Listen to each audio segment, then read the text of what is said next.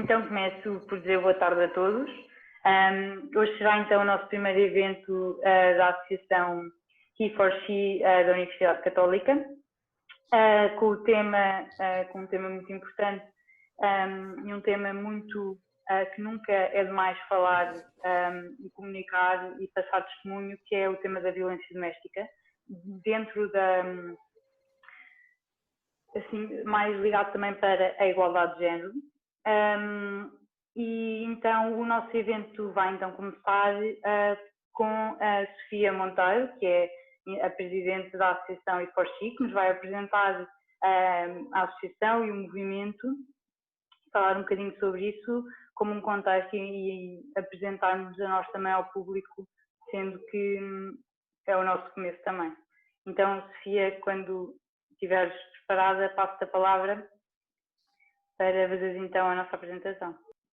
Olá, boa tarde, sejam bem-vindos. O meu nome é Sofia Monteiro, como a Catarina já referiu, este ano foi-me incumbida a função de presidente do He4She na Universidade Católica e estou neste momento a licenciar-me em Direito nesta instituição que já é uma casa. Em nome do He4She gostaria de agradecer aos nossos oradores por terem tido a disponibilidade ao aceitar este convite para vir falar sobre um tema tão importante como é a violência doméstica, ao Dr. Daniel Coutrinho, voluntário na Associação Portuguesa de Apoio à Vítima, ao Dr. José Pinto, voluntário na Cruz Vermelha, e à professora doutora Teresa Quintela Brito, especializada em Direito Penal. Numa nota mais pessoal, gostaria ainda de agradecer a toda a equipa que compõe o He4She pela sua dedicação e em particular a Catarina Mata, que para além de nossa moderadora hoje é a coordenadora do Departamento de Eventos, que foi incansável na preparação deste momento. O He4She na Universidade Católica Portuguesa surgiu este ano e ainda que de dimensão reduzida, a sua importância não é pequena. Efetivamente, ainda que sejamos jovens preocupados em obter a melhor formação académica possível, não devemos descurar a nossa responsabilidade sobre a sociedade que existe hoje, nem esquecer que contribuiremos para dar amanhã. Por isso, todos os dias, o He4She ergue-se como um corpo ativo e pronto a sensibilizar a comunidade académica em torno da causa da igualdade de género. Porque a nossa família merece mais, os nossos amigos merecem mais, a nossa universidade merece mais e nós merecemos mais. Merecemos um mundo mais atento, mais consciente, mais justo. Infelizmente, merecer não chega. Temos de despertar em nós o espírito de missão e continuar a falar de assuntos que não podem cair no esquecimento, como é o caso da violência doméstica. O que devia ser um ambiente de amor, estejamos a falar de uma casa ou dos braços de alguém, subitamente dissipa-se e deixa marcas indeterminadamente na vida das vítimas. Este padrão de comportamento abusivo não deve manter-se numa sociedade que se alicerce no princípio da dignidade da pessoa humana e note-se que hoje temos presentes 3 notáveis pessoas que se distinguem por esse mesmo espírito de missão ao procurarem mudar este panorama. Não poderia deixar ainda, já numa nota conclusiva, de agradecer a todos vocês que hoje marcam presença neste evento, por motivarem a continuidade das iniciativas que desenvolvemos. E Ruth Bader Ginsburg, infelizmente recentemente falecida, uma vez disse que a verdadeira mudança, a mudança duradoura, acontece um passo de cada vez. E é exatamente isso que nos propomos a fazer. Todos somos agentes de mudança e juntos podemos construir a cidadania do futuro. Obrigada, Catarina, e obrigada a todos. Muito obrigada eu, Sofia. Acho que não havia melhor forma de sermos apresentados senão por ti. E então acho que podemos passar a ouvir os nossos oradores e como estava no programa, vamos começar por ouvir o Dr. José Pinto, que é voluntário na Cruz Vermelha, e queria começar por agradecer ter aceito o nosso convite. É um testemunho que vai nos ser muito importante de ouvir, e o Dr. José Pinto vai falar sobre como é que funciona o funcionamento da Cruz Vermelha, tanto como é que é o procedimento de apoio às vítimas. Queria só que desligasse os microfones. Como é que é o procedimento de apoio às vítimas que chegam então à associação e necessitam da sua ajuda. Doutor, então passo então a palavra. Boa tarde a todos e a todas, muito obrigado. Quero agradecer o amável convite que me fizeram, a mim e à minha colega Patrícia Faro, com quem eu já há muitos anos andamos na luta, em parceria aqui também com o meu querido amigo Daniel Coutrinho. Portanto, já nos cruzamos há muitos anos em vários eventos e também nesta área da violência doméstica. Aproveito também para agradecer o convite também à Sofia Monteiro e em especial à Francisca, que foi com quem eu falei, para poder estar cá, amassarmos durante pelo menos 10 minutos. A minha colega não pôde estar presente, peço desculpa, que nós tivemos que fazer aqui tivemos que dividir aqui as agendas, portanto um de nós teve que estar cá, ela teve que estar noutro local, portanto peço desculpa pela ausência dela. Entretanto, só queria fazer aqui uma pequenina retificação. Eu adoro os bombeiros, mas eu não sou bombeiro. Eu sou psicólogo da Casa Abrigo para Vítimas de Violência Doméstica e do Centro de Atendimento a Vítimas de Violência Doméstica, portanto, da Cruz Vermelha de Matosinhos. A minha área foi sempre, eu trabalho na área da emergência, sim, mas como de intervenção de emergência na área do socorro pré-hospitalar, mas como psicólogo. Mas nesta área da violência doméstica estou dedicado e desde há muitos anos direcionado na Casa de Abrigo e no Centro de Atendimento a Vítimas. Mas gosto muito dos bombeiros, aliás, foi uma daquelas questões que eu, se pudesse, também poderia dar lá uma perninha, se me permitem a expressão. Agora, para não me alongar aqui nesta parte, o desafio que me lançaram foi, de facto, apresentar digamos, o trabalho da Cruz Vermelha no âmbito da violência doméstica. A Cruz Vermelha, de facto, tem uma representatividade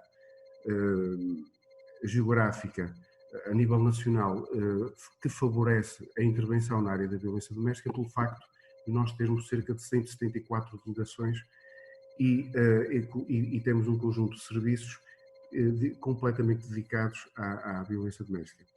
Passo aqui a explicar alguns deles, que são as estruturas de atendimento a vítimas de violência doméstica, algumas delas recentemente criadas, algumas já com alguns anos, que é o caso de Matosinhos, que é o Centro de Atendimento a Vítimas, não especificamente da violência doméstica, mas trabalha em particular com esse crime específico, mas à semelhança, e não quero dizer aqui da APAV, mas estaremos longe de estar perto disso, mas, ou seja, o nosso amplitude de trabalho deste centro de atendimento é os crimes no geral. Todas as outras estruturas de atendimento são específicas para atendimento a vítimas de violência doméstica. Cada estrutura é composta por uma equipa técnica que tem que ter um jurista, tem que ter um psicólogo e uma assistente social. Uma equipa multidisciplinar que trabalha com a vítima, seja ela encaminhada por as entidades no geral, polícia, órgãos de polícia criminal, tribunal, hospital, comunidade no geral e por ela própria. Também temos isto já, eu digo mais recentemente porque eu coordenei a linha 144, penso que conhecem mais ou menos o que é a linha 144, mas com as equipas de terreno. As equipas que faziam avaliação 24 horas por dia, em todas as tipologias, em específico a violência doméstica. E na altura em que eu coordenei já há alguns anos atrás, a resposta que era dada a uma vítima, infelizmente, era sempre as unidades hoteleiras, mas não aquelas que nós conhecemos na altura de férias, que são aquelas em que, de facto, nós nunca deveríamos conhecer, nem ninguém deveria conhecer. Onde as vítimas na altura eram depositadas, peço desculpa pela expressão, era mesmo assim, e depois, felizmente, foi criado as estruturas ou as respostas de emergência que acolhem as vítimas durante um curto período de tempo para uma estabilização psicoemocional, um aconselhamento e depois um devido encaminhamento. Sempre, nunca com a decisão do técnico, mas sempre apoiar a decisão da vítima. Claro, nós temos a Cruz Vermelha, a única casa de abrigo que é uma resposta temporária de 6 meses a 12 meses, em que é aquela resposta que eu passo aqui, peço desculpa que eu gosto muito de brincar com isto, a dizer que é o local onde a vítima é acolhida quase como um programa de proteção de testemunhas, ou seja, em que a vítima tem que ser protegida, tem que ser assegurada passo a expressão, o pleonasmo, a segurança dela e das crianças, em que é trabalhado um projeto de vida com essa vítima e com o agregado, de modo que pode passar, obviamente, por regresso ao meio de origem de onde a vítima veio. Normalmente são sempre, em regra, terão que ser sempre centralizadas do local onde existia o problema dos maus-tratos. Se a vítima foi agredida e é maltratada no Algarve, por exemplo, o objetivo é retirá-la daquele local.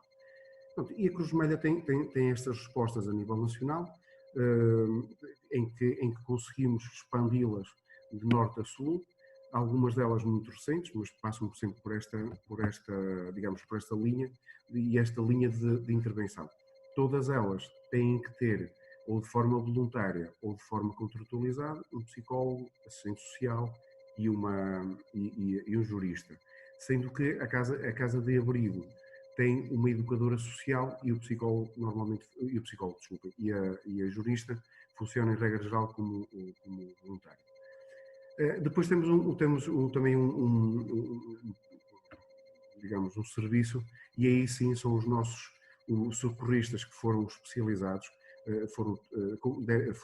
foi-lhe dada as devidas competências para esse efeito, e que foi um programa que em parceria com a CIG, a Comissão de Igualdade de Género, que tem como objetivo o transporte a vítimas. Transportar as vítimas quando há uma necessidade de acolhimento, quer em emergência, quer um acolhimento já mais de forma já mais programada e mais com o objetivo de criar um projeto de vida já numa casa-abrigo, sendo certo que o percurso será sempre casa de emergência e depois casa de abrigo, se assim for a decisão e se assim for a decisão da equipa técnica em conjunto com a vítima. Temos o transporte de vítimas, que pode ser solicitado por qualquer estrutura de atendimento, por qualquer entidade que tenha a vítima para a transportar de um lado para o outro em segurança e a qualquer hora, 24 horas por dia. Portanto, todo o nosso trabalho da Cruz Vermelha e todos os procedimentos da Cruz Vermelha são feitos sempre com base em competências, e todos nós temos que ter a formação de técnicos de apoio à vítima. Também é uma formação que é fundamental e aliás, não passa a ser fundamental, é obrigatório que todos nós tenhamos essa formação. Há outra formação que é dada aos nossos socorristas e às pessoas que transportam uma vítima em viaturas descaracterizadas. Grande parte delas são viaturas descaracterizadas por proteção dos próprios elementos e proteção, obviamente, das vítimas. Portanto, o trabalho da Cruz Vermelha pautua-se de linhas muito gerais e eu tentei em 10 minutos aqui dar aqui um bocadinho aquilo que nós fazemos assim de uma forma muito superficial, mas fico muito agradecido por nos darem essa oportunidade de podermos mostrar aquilo que fazemos. E muito obrigado. Penso que concluí dentro do tempo que era esperado. Sim, ainda tinha mais tempo. Se quiser ainda acrescentar, ainda tem alguma margem. Mas queria muito agradecer pelo seu testemunho e pedir desculpa pelo erro na apresentação, que foi uma gralha minha. Não tenho que pedir desculpa, não há problema nenhum, aliás. Eu tenho uma amizade muito grande com os bombeiros, portanto não tem problema nenhum. E se não tivesse, também não havia problema. Mas queria agradecer-lhe pelo seu testemunho e pelo seu trabalho, que é tão importante, e até acho muito importante ver a dimensão que é preciso. Eu acho que às vezes as pessoas não têm noção do que realmente acontece, até o nome do evento ninguém está a ver, as coisas que acontecem ninguém está a ver, e a quantidade de vezes que ainda acontece nos dias de hoje e a quantidade de precauções que são precisas ter, que demonstram o perigo da situação. Exatamente. Mas queria então agradecer-lhe muito. E se já não tiver mais a acrescentar, também no fim vamos abrir espaço para perguntas e um pequeno debate. Obrigadíssimo. Eu estou ansioso para ouvir o meu amigo Daniel falar, que eu gosto sempre de ouvir falar de qualquer tema, mas em especial deste. Muito obrigada. Então vamos passar para o psicólogo Dr. Daniel Cotrim, que faz parte da APAV, que é a Associação de Apoio à Vítima, especializado em violência doméstica e em igualdade de género, portanto ideal para fazer parte hoje do nosso evento, que se foca nisso. E vai-nos falar sobre violência doméstica e também sobre a violência no namoro, ou seja, então uma faixa etária mais baixa, mas que também é uma realidade que acontece muito. E queria também agradecer-lhe por estar aqui hoje connosco e por ter aceito o nosso convite e passo então a palavra. Ok. Ora, muito boa tarde a todas e a todos. Fazer só um pequeno à parte aqui com o Zé Pinto. Muito obrigado pelo peso nos ombros neste momento, não é? Porque neste momento o grau de responsabilidade é muito maior. Pronto. Já não o via há muito tempo, mando também um beijinho à Patrícia Faro, peço desculpa. Pronto. Agradecer, agora voltar já à parte mais diplomática e protocolar da coisa, agradecer o convite da ReForShe da Universidade Católica de Lisboa. Para mim é uma honra ter aceito, primeiro a APAF ter aceito e depois obviamente ter aceito e poder estar aqui convosco. Eu sinto-me assim uma espécie de... às madrinhas das misses, eu sinto uma espécie de padrinho dos ReForShe, porque em quase todos os ReForShe de todas as universidades do nosso país, o que é bom sinal, eu estou lá, portanto eu sou uma espécie de padrinho destas coisas, portanto fico muito contente por estar em mais um ReForShe, que eu acho que é um movimento maravilhoso.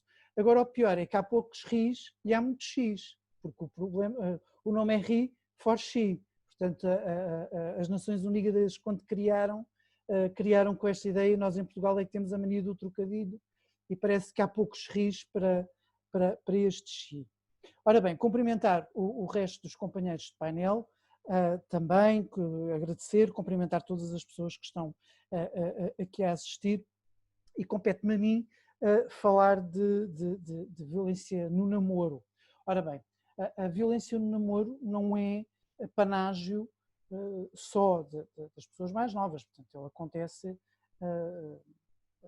em todas as idades, assim como o namoro, não é? Portanto o namoro é uma coisa boa, que se recomenda fortemente, que se faça e que se pratique bastantes vezes, até porque os seus efeitos para a saúde, e já está comprovado até contra o Covid-19, são fortíssimos, portanto namore-se e namore-se muito, até porque a percentagem de vítimas de violência no namoro comparadas com o PIB de felicidade das pessoas é relativamente mais baixo.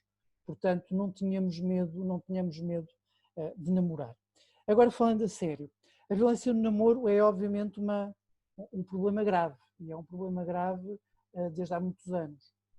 Nós temos uma lei, eu acho que a seguir há alguém da área do direito que irá falar, e falará muito melhor que eu, de certo, destas coisas, mas a violência no namoro foi quase uma imposição das organizações há uns anos atrás, quando surgiu o crime de violência doméstica no enquadramento legal português. Em cerca de 2013, as organizações fizeram alguma pressão sobre os senhores legisladores e as senhoras legisladoras para que aparecesse a ideia de violência no namoro. E neste aspecto nós somos e temos, vale para o que vale, não é? E dá para o que dá, mas temos das leis mais modernas, pelo menos da Europa, neste ponto de vista. Portanto, a violência no namoro está incluída na violência doméstica, no artigo 152 do nosso Código Penal, e é um crime público, que é de denúncia obrigatória por todos aqueles e por todas aquelas que dela têm conhecimento. Basicamente, ela está definida, alguns dos comportamentos que nós conhecemos ou que estão descritos, vamos primeiro por aquilo que está descrito na lei, depois vamos à vida real, porque às vezes a lei e a vida real não encaixam uma na outra. Na lei fala-se de maus tratos físicos e psicológicos, de violência sexual, portanto de um conjunto de crime de ameaça, num conjunto de situações. Aquilo que nós sabemos é, de acordo, por exemplo, com os números da UMAR, que todos os anos, com a União de Mulheres Resposta e Alternativa, que todos os anos lançam um conjunto de dados, de um conjunto de questões, de perguntas, de sondagem, de inquéritos que vai lançando em escolas, sabemos que a percentagem de violência no namoro é elevada. E sabemos que tal e qual como a violência doméstica, também a violência no namoro, esta subespécie de violência, é altamente democrática.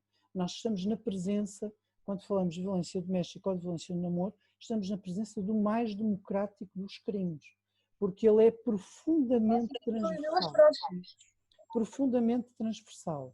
Ou seja, ele atinge rapazes e raparigas quase na mesma proporção. Como é óbvio, o número de denúncias é feito mais por raparigas do que por rapazes, e podemos pensar por que motivo. Por um lado, porque se naturalizou, porque é normal falar-se de violência contra as mulheres, se falar de violência contra as raparigas. É um tema, é algo que está profundamente intrínseco a cada um de nós e a nós todos, enquanto grupo e enquanto sociedade, e entre os rapazes, o denunciarem este tipo de situações ainda está muito marcado pela vergonha, pelo estigma, por uma série de questões. E aquilo que sabemos dos números que vamos tendo é que ela ocorre 50-50 entre rapazes e raparigas e que em pelo menos 5 raparigas, 4 dizem ter sido vítimas de violência. A grande questão da violência do namoro é que ela é, na grande maioria das vezes, como que desvalorizada por parte das vítimas. Ela não é tida como uma forma de violência a sério. Isto é, muitas vezes aquilo que nós ouvimos dizer a estes jovens é que se ele ou ela me agride, é porque tem interesse por mim. Se ela ou ele me controla as minhas redes sociais, é porque tem o dever e tem o direito de poder fazer esse controle, portanto, e de poder fazer ter esses atos de controle. Nunca nos podemos esquecer nem perder de vista que a violência é sempre uma questão de poder e de controle. E é sempre, eu roubei a um colega de quem gosto muito e que é jurista. A violência é sempre aquela sensação de que alguém acredita que o outro é alegadamente mais fraco, até prova em contrário. E normalmente, felizmente ou infelizmente, há muitas provas em contrário. Ou seja, a ideia da violência, a ideia do poder, e o poder é uma coisa boa, hein? O poder é uma coisa positiva. O poder da He4She poder fazer isto, o poder de podermos debater isto é ótimo.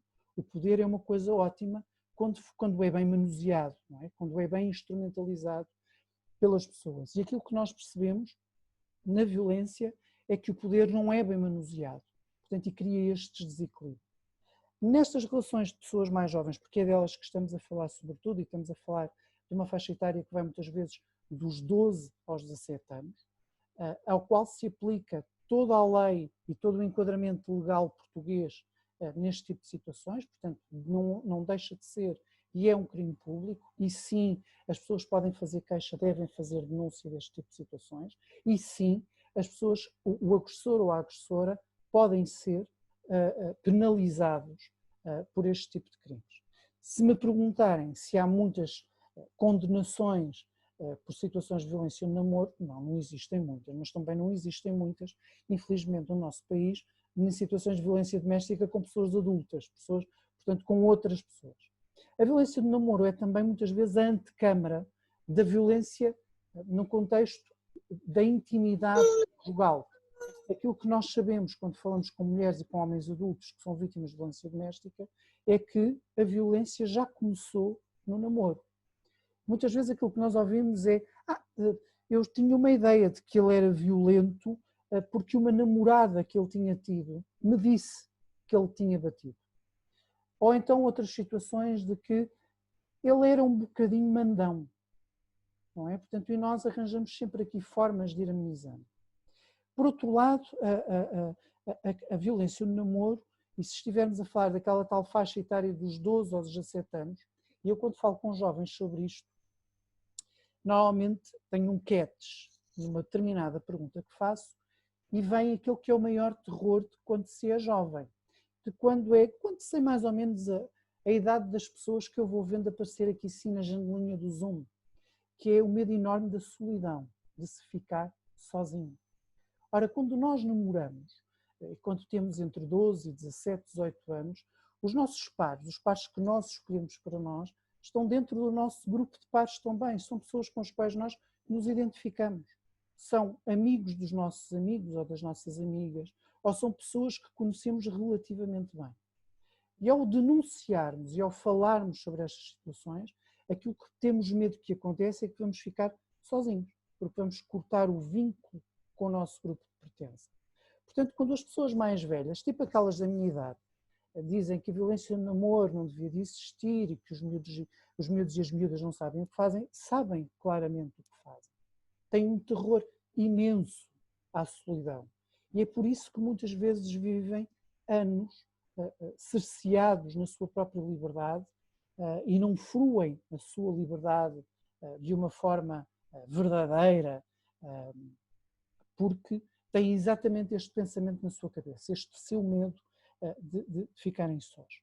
O que é que marca profundamente a violência no namoro? Os ciúmes. Eu quando falo com pessoas mais novas, eu também sou novo, normalmente aprendi que há 3 níveis de ciúme.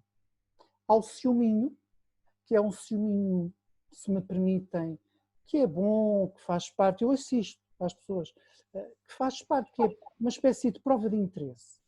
Depois há um segundo tipo de ciúme, que é o ciúme mais ou menos. E quando eu pergunto, mas é mais ou é menos? É mais ou menos. Eu não me sinto confortável com ele, mas ainda bem que ele existe. É uma espécie de limitador. É alguma coisa que me vai dizendo na minha relação o que é que eu posso e o que é que eu não posso fazer. Mas é assim uma coisa invisível. E depois há o terceiro nível, que é o ciúmão, que é o ciúme puro e duro. Aquele que já envolve sangue, suor e lágrimas. E que pode levar ao homicídio. Nós já tivemos em Portugal casos de namorados que assassinaram namoradas. Portanto, não estamos numa realidade distópica, longe, muito pelo contrário.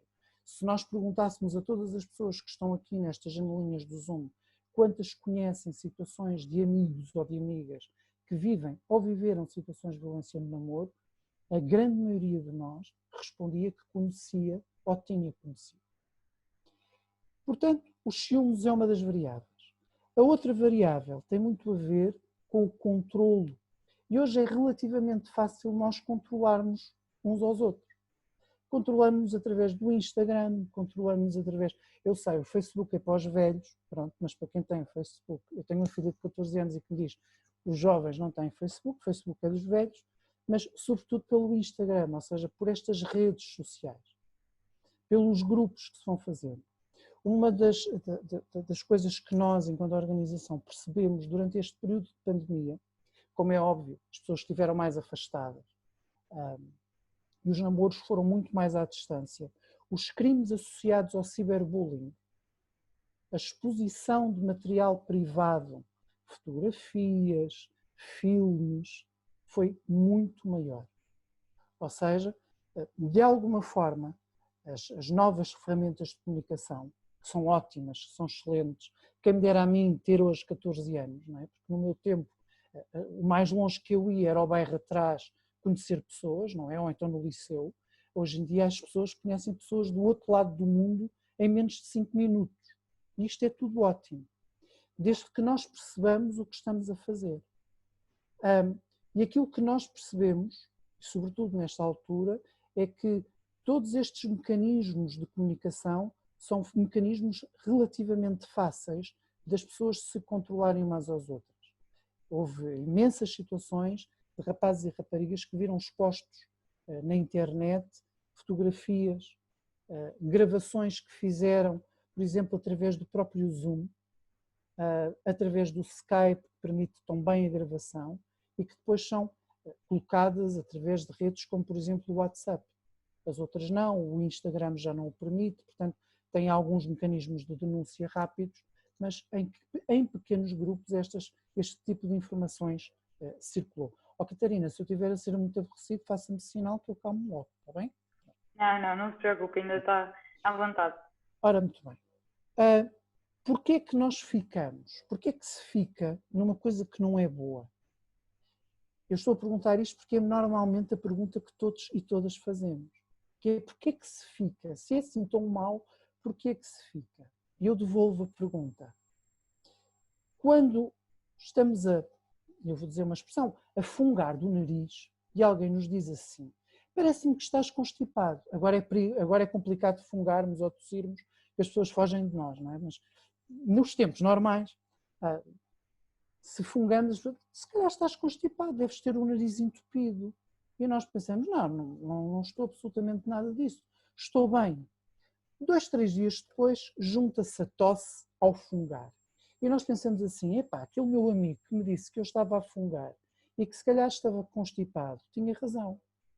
Ou seja, podemos ter todos os sinais na nossa presença e sentirmos todas as coisas, mas a decisão de sair de uma relação destas muitas vezes parte da própria vítima. E quando é que parte da própria vítima? Quando a sua vida está em risco. Quando percebe que não consegue fruir completamente da sua liberdade. Quando vê que já não há mais oportunidades a dar.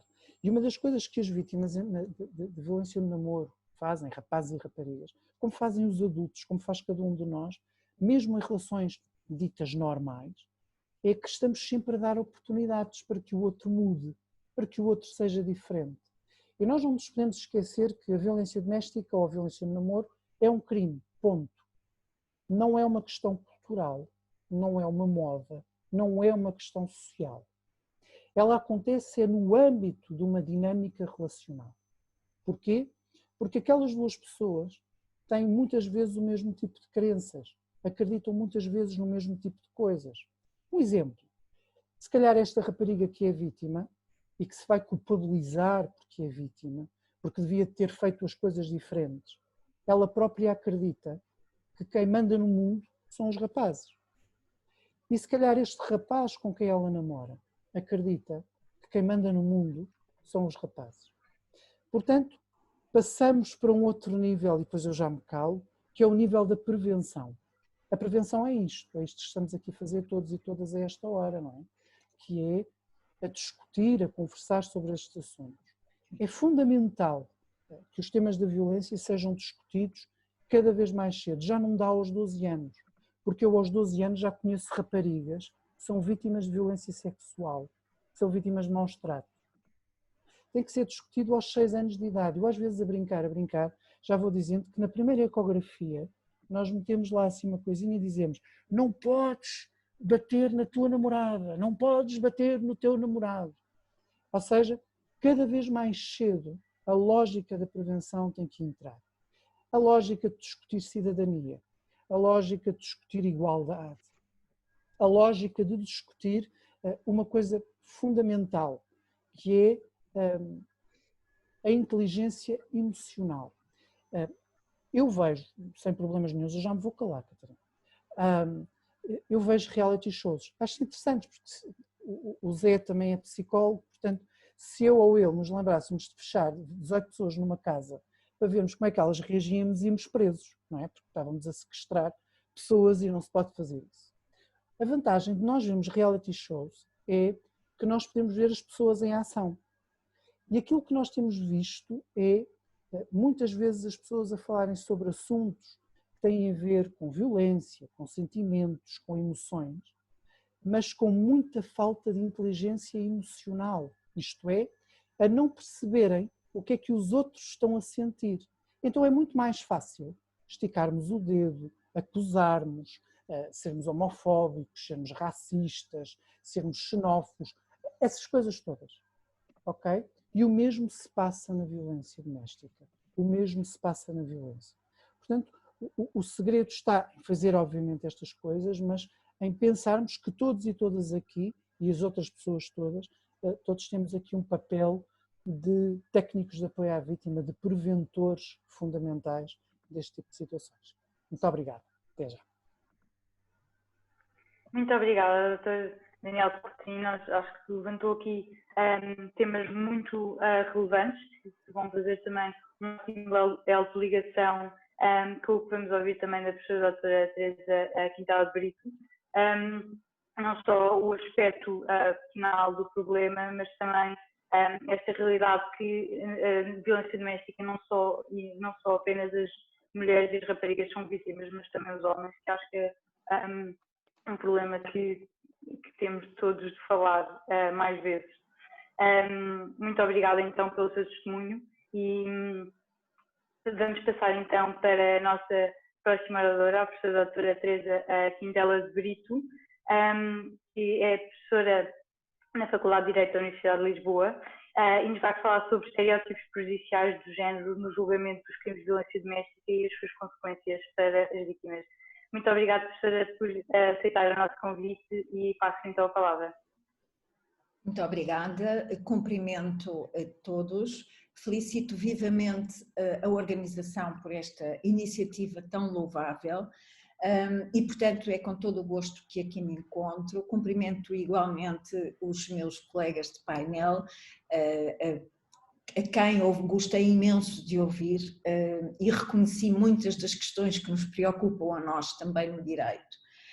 Eu venho, quer dizer, o tema que me traz é muito complexo, eu venho apenas falar de um problema muito específico, que é precisamente o problema dos estereótipos de género no julgamento dos crimes de violência doméstica e, em geral, na prática jurídica e depois as consequências que esses estereótipos de género têm para as vítimas. Ora, eu estou aqui a avançar com conceitos que não são facilmente descortináveis, começam agora a falar-se neles, que é desde logo o conceito, a primeira questão, eu vou organizar a minha comunicação em 4 pontos. Primeiro ponto, o que são estereótipos de género? Segundo ponto, porque podem ser prejudiciais e ilegítimos os estereótipos de género. E isto liga-se profundamente ao que o Dr. Daniel Coutrinho acabou de dizer. O aceitar certos comportamentos como sendo normais, não é? E, portanto, certos padrões de comportamento como sendo habituais. Terceiro ponto, que efeitos produzem sobre as vítimas estes estereótipos prejudiciais de género. Depois, alguns exemplos de estereótipos prejudiciais de género no julgamento por tribunais portugueses de crimes de violência doméstica. Para responder à primeira pergunta, o que são estereótipos de género, nós temos que começar por definir o que é género. O género é um conceito oriundo das ciências sociais e, neste âmbito, ele é definido como um elemento constitutivo das relações sociais fundadas sobre as diferenças percebidas entre os sexos. Segundo o artigo 3º, a linha C da Convenção de Istambul, todos nós ouvimos falar da Convenção de Istambul, que é um instrumento jurídico internacional fundamental nesta matéria, é a Convenção do Conselho da Europa para a prevenção e o combate à violência contra as mulheres e a violência doméstica, que foi precisamente adotada em Istambul em maio de 2011. Segundo o artigo 3º, a linha C desta Convenção, o género designa os papéis, os comportamentos, as atividades e atributos socialmente construídos que determinada sociedade considera apropriados para homens e mulheres. No núcleo do conceito de género, mais do que um ou outro sexo, encontra-se a relação social que é estabelecida entre ambos os sexos, ou entre ambos os géneros, melhor dizendo, numa concreta sociedade. Portanto, o conceito de género teria supostamente 2 características. Por um lado, teria uma função descritiva de supostas características dos homens e das mulheres, características que têm a ver com traços de personalidade, com comportamentos, ocupações, papéis sociais, aparência física e até orientação sexual. Mas o género teria e tem também uma outra função muito importante, que é uma função de prescrição, de imposição de comportamentos adequados a um ou a outro sexo. E, portanto, nesta função prescritiva, o conceito de género transmite um conjunto de normas de conduta ou até de instrumentos de controlo social. Em segundo lugar, importa definir o que são estereótipos e o que são estereótipos de género. Os estereótipos são categorizações, isto é, são crenças, são percepções generalizadas acerca das características que nós mentalmente associamos a grupos de pessoas em função da mera pertença a esse grupo. Portanto, estes são os estereótipos. O que são estereótipos de género? São crenças, percepções, expectativas generalizadas acerca dos atributos e das características de homens e de mulheres e até de subgrupos de uns e de outros. Estas crenças, percepções e expectativas generalizadas acerca dos atributos e das características de homens e mulheres são indissociáveis de certo sistema social e respeitam ao comportamento de homens e mulheres. Portanto, a estereotipação de género consiste na prática de adscrever a um indivíduo, seja ele homem ou mulher, determinados atributos, características ou papéis apenas por pertencer ao grupo social das mulheres ou dos homens. Portanto, estes foram os conceitos iniciais. Segundo ponto, porque podem ser prejudiciais e ilegítimos os estereótipos de género. Eu aqui fui buscar uma definição das Nações Unidas que diz: um estereótipo de género é prejudicial quando limita a capacidade de as mulheres e os homens desenvolverem as suas competências, as suas habilidades pessoais, de escolherem livremente ou de prosseguirem as suas carreiras profissionais ou de fazerem escolhas sobre a sua própria vida. Portanto, aqui estamos perante um estereótipo de género prejudicial. A estereotipação de género é ilegítima quando se traduz numa violação ou em violações de direitos humanos e de liberdades fundamentais. A estereotipação de género tem efeitos pessoais, por um lado, e efeitos sociais. Que efeitos pessoais resultam da estereotipação de género? A estereotipação de género é muito importante ao nível da construção da própria identidade pessoal e também da imagem que cada um tem de si, e é também determinante na construção do comportamento pessoal. Cada um de nós, e tenhamos consciência disto, constrói continuamente a sua própria identidade pessoal, assumindo ou rejeitando as expectativas sociais associadas a determinado papel de género, como homem ou como mulher. Mas cada um de nós tende a assumir os padrões de comportamento, as profissões, as atitudes e os valores próprios do grupo social com o qual nós nos identificamos. Portanto, deste modo, a estereotipação de género não só tem efeitos pessoais, ao nível da construção da identidade pessoal e da construção da sua própria imagem, no sentido de se ter uma estima ou uma baixa autoestima própria, é muito importante ter consciência disto, mas tem igualmente efeitos sociais.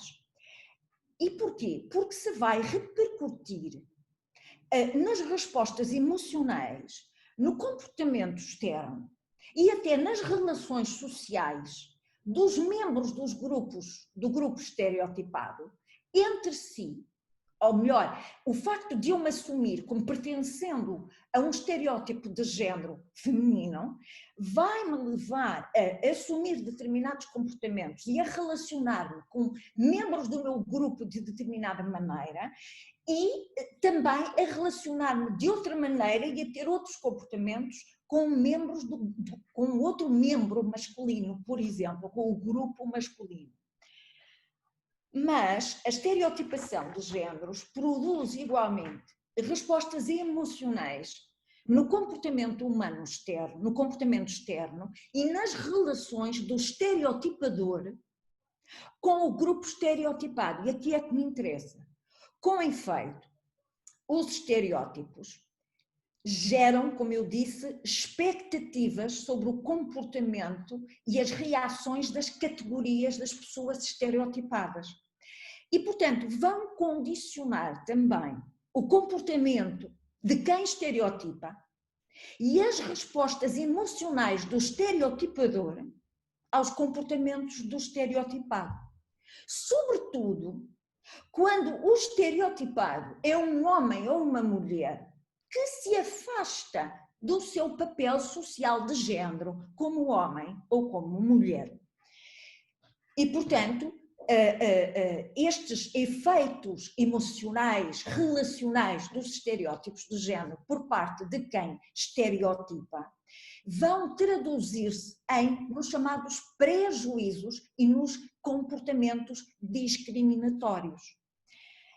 Estes prejuízos e estas discriminações passam a institucionalizar-se ou institucionalizam-se e assumem uma gravidade intolerável quando integram as práticas das polícias, dos magistrados, do Ministério Público e até dos tribunais, precisamente as instâncias a quem caberia proteger as próprias vítimas. Fala-se então de uma estereotipação de género institucionalizada ao nível das práticas do sistema de justiça.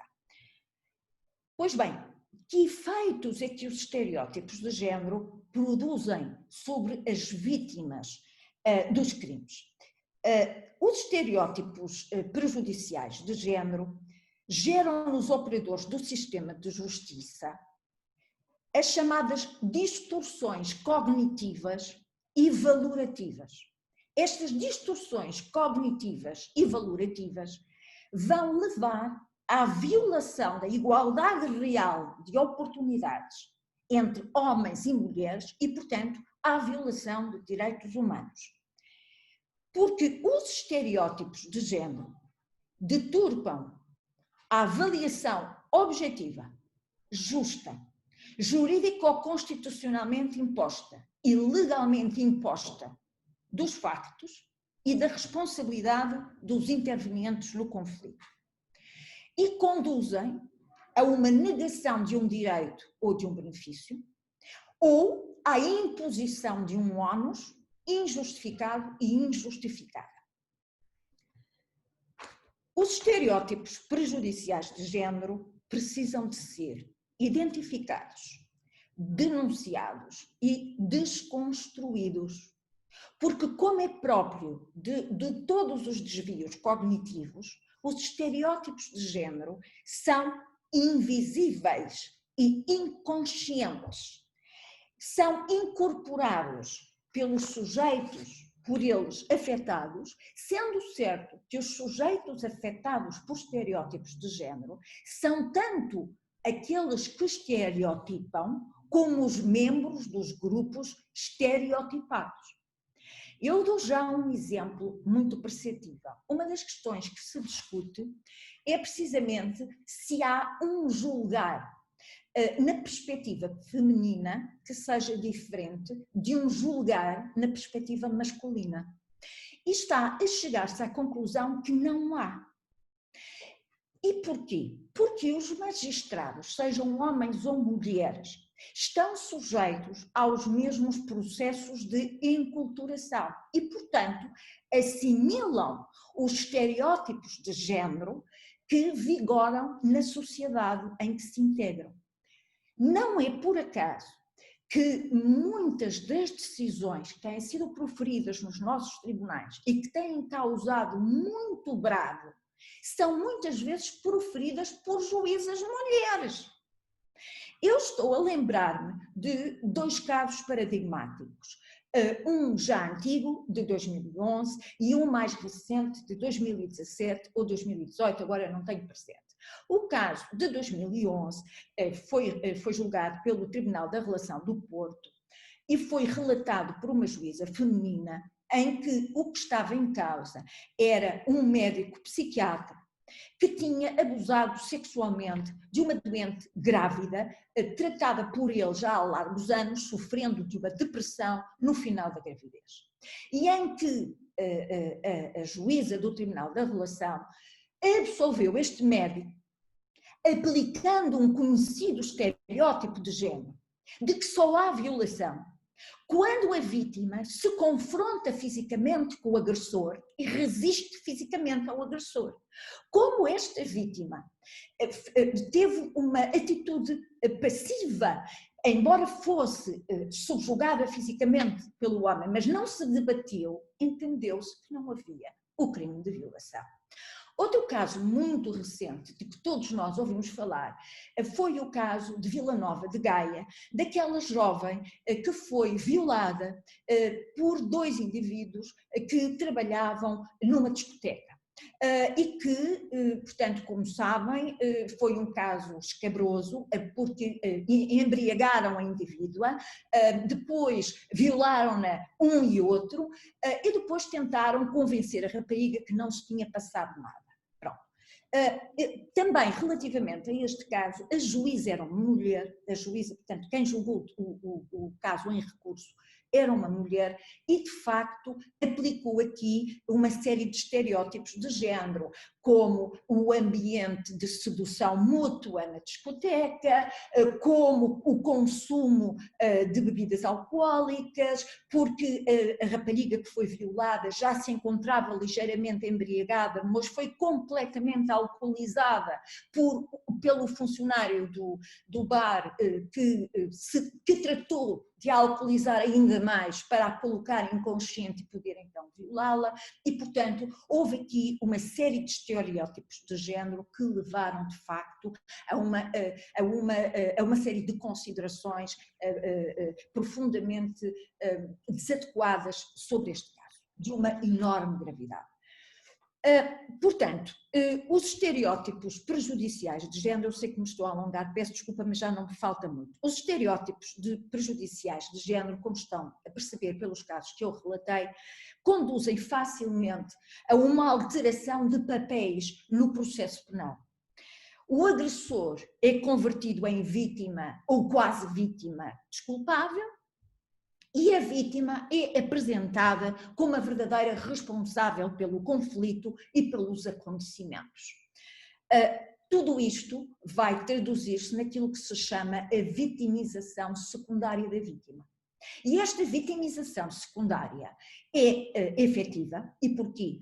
Porque a impunidade e a atenuação da responsabilidade dos agressores vai levar a um estímulo a que a violência continua a ser praticada. E, portanto, o agressor que vê o seu ato desvalorizado ou que fica até impune, tende a continuar a praticar a violência, como é óbvio, sobre aquela vítima ou sobre outras vítimas.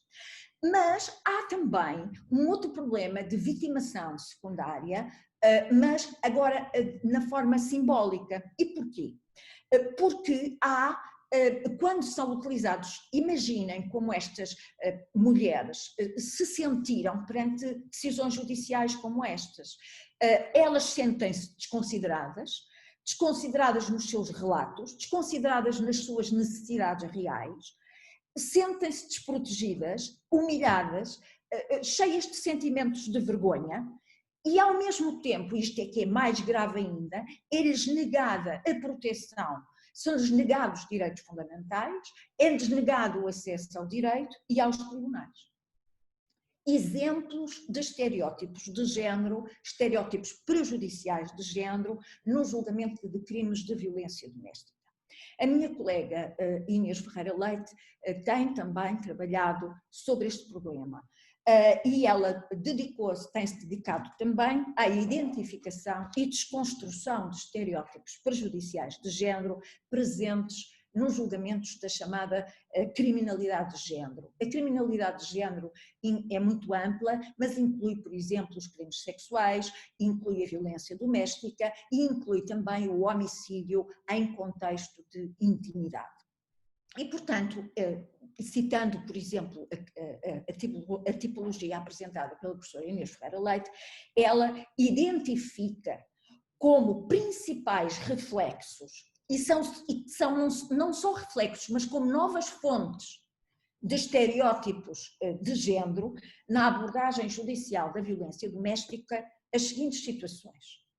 O apelo ao discurso do amor como justificação ou enquadramento da violência doméstica. Ou seja, mesmo nos casos de homicídio em relação de intimidade, muitas vezes o homicídio surge quase como uma resposta dramática, desesperada, a um amor louco, a uma resposta dramática que foi desencadeada pela ruptura do outro membro da relação ou, por exemplo, pela infidelidade do outro membro da relação.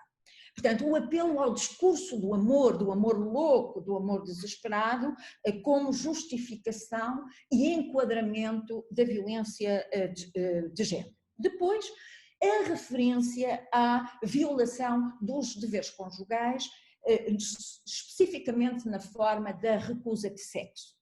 A recusa de sexo, a recusa do chamado débito conjugal é muitas vezes apontado como fator de desculpa, de atenuação do comportamento do agressor, porque se designadamente a mulher se recusa a manter relações sexuais com o agressor, então é legítimo que o agressor a insulte, a acuse de ter amantes, começa a controlá-la, a vigiá-la, etc. E, portanto, este é outra das fontes e dos reflexos, por excelência, dos estereótipos no género.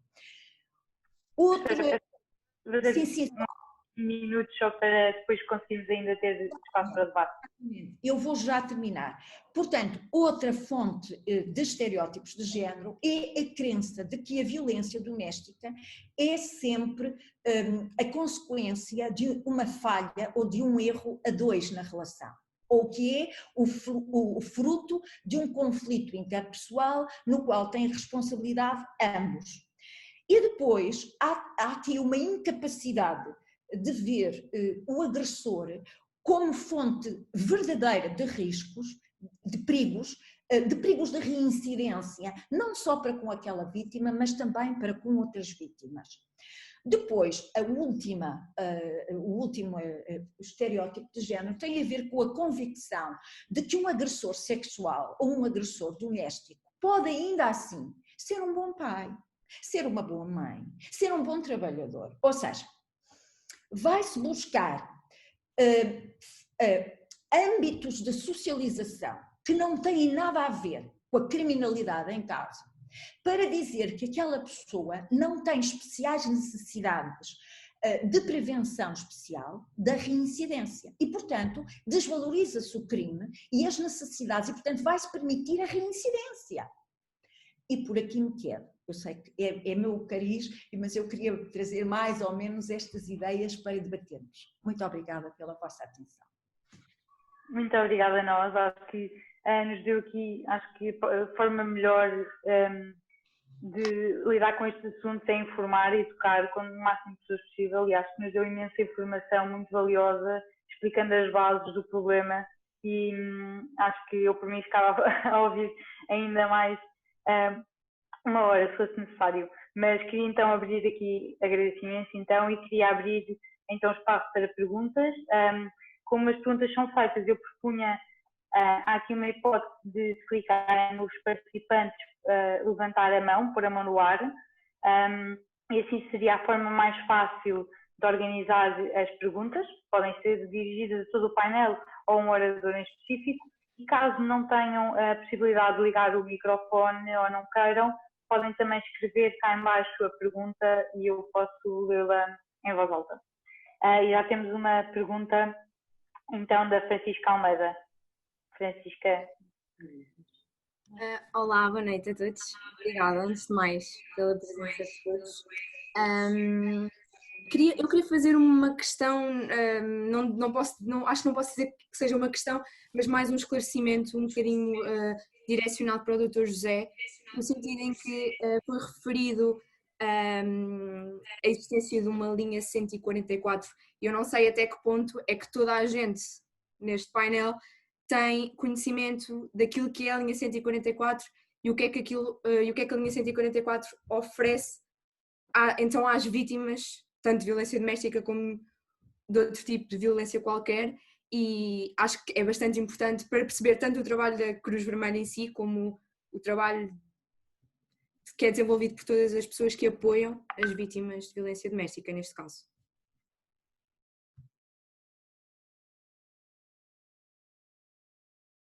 Portanto, eu penso que estou autorizado a falar.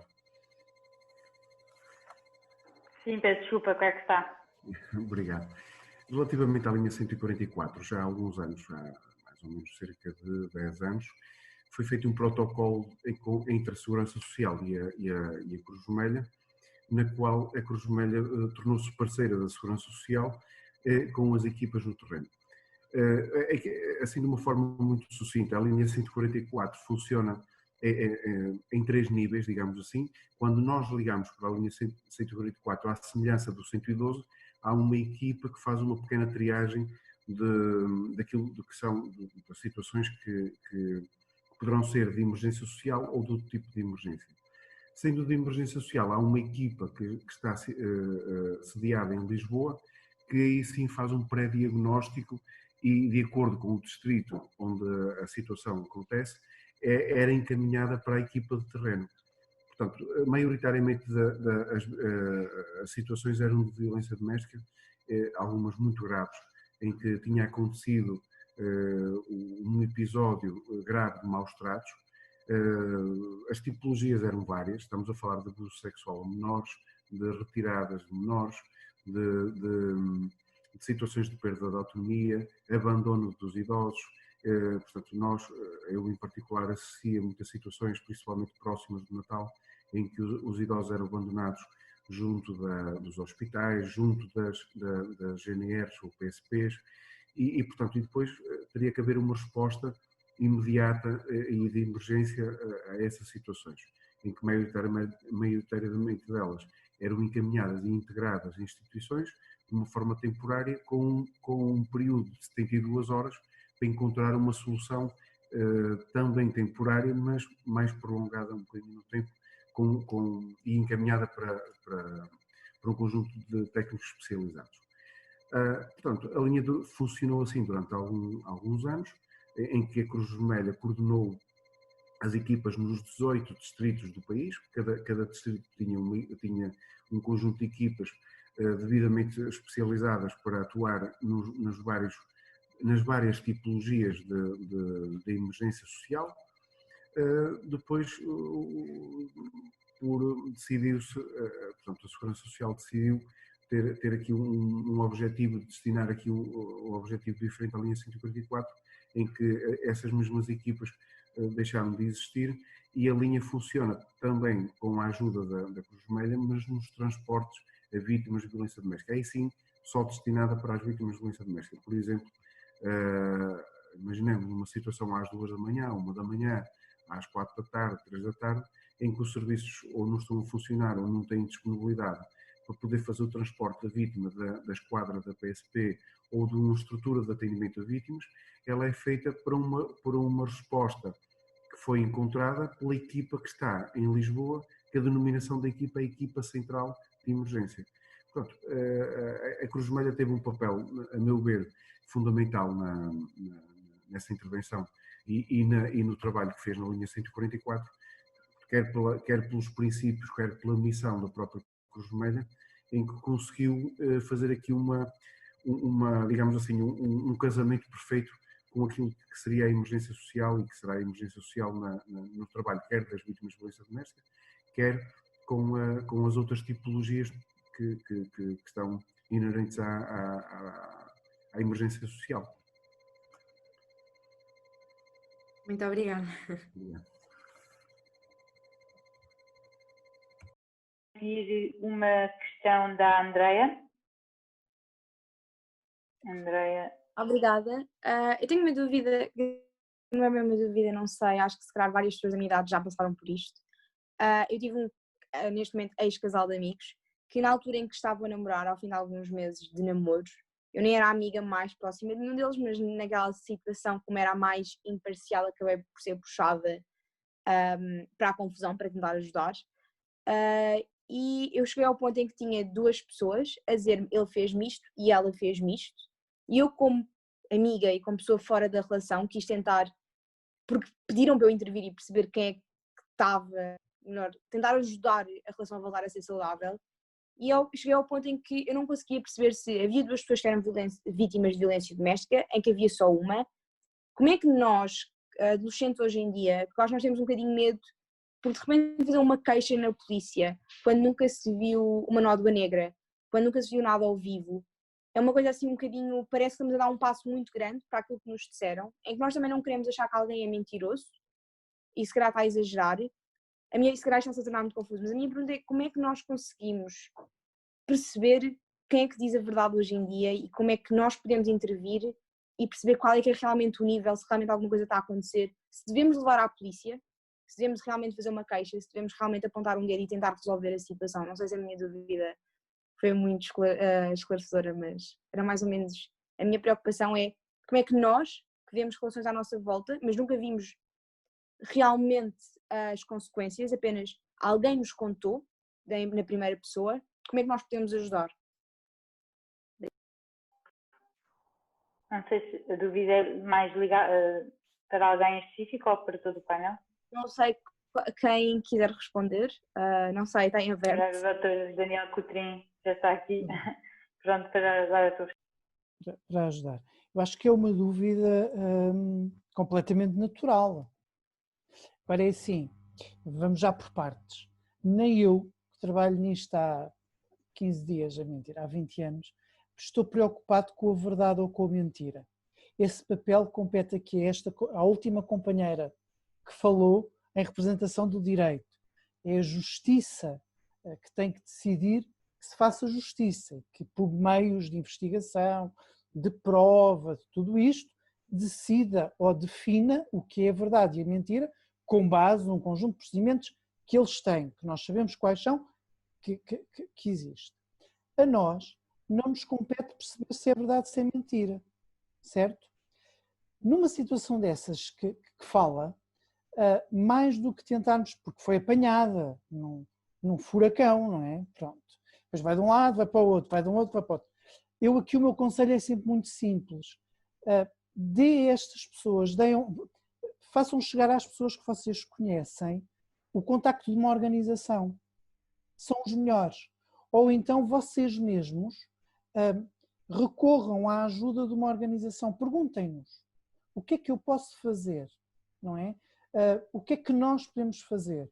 Eu tenho essa experiência de muito tempo, de aparecer às vezes nos nossos gabinetes grupos de rapazes ou de raparigas muito aflitos porque há um amigo ou há uma amiga onde que existe violência, que de repente se passaram a dar mal, que existe uma data de coisas e vêm cheios de culpabilidade, coitados, porque não conseguem resolver o problema porque gostam daquelas pessoas.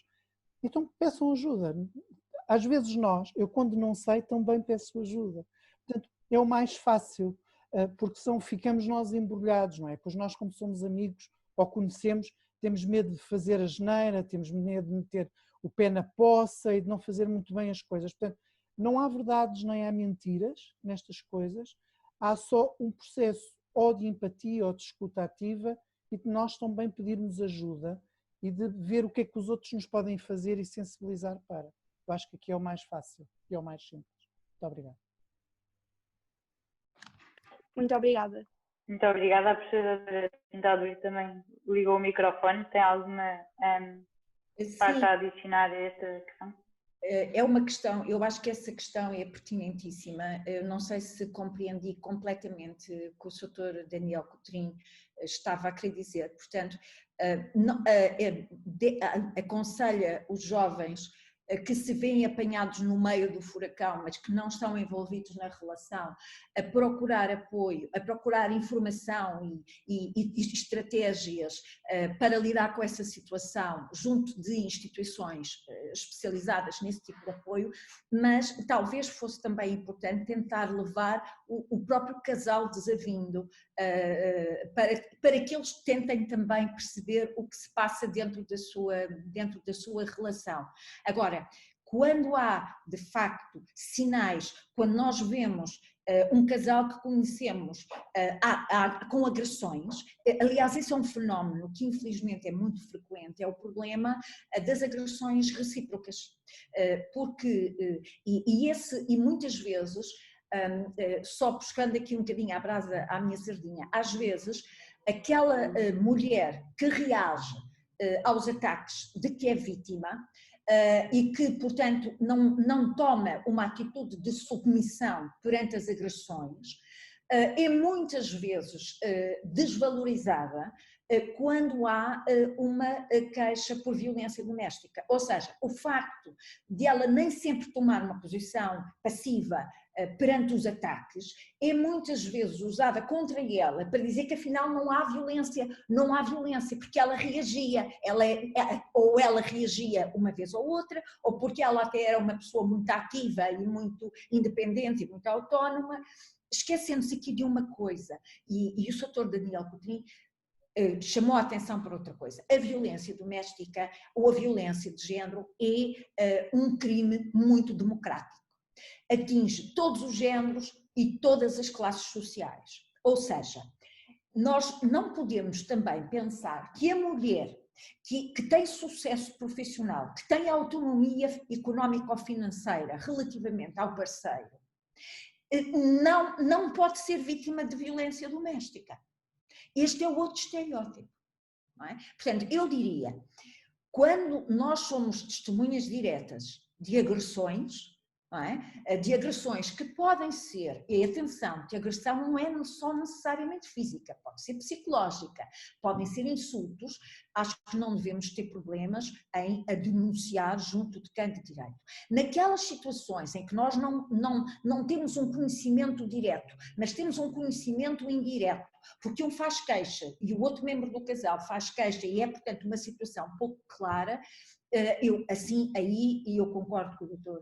Daniel Coutrinho, que se deve de facto procurar ajuda junto das organizações e das associações que estão habilitadas, quer a ajudar quem foi apanhado no furacão, quer quem está a fazer o furacão.